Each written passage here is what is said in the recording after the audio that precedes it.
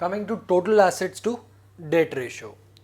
Now students, as the name suggests, it is the ratio of total assets to long-term debts. What does this ratio tell us?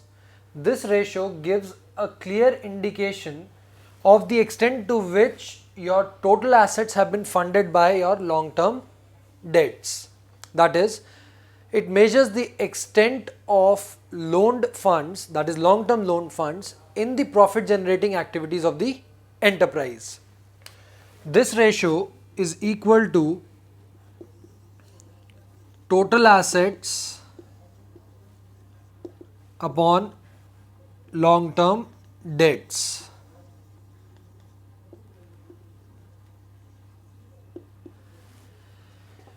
Long-term debts are same and are calculated in same manner as we had done in debt equity ratio.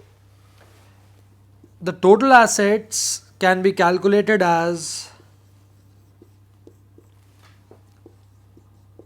fixed assets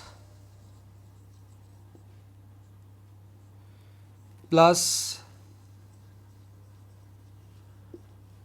current assets. What are fixed assets?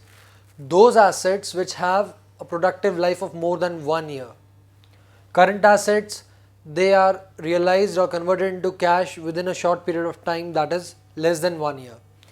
Remember, it does not include any fictitious assets or miscellaneous expenditures.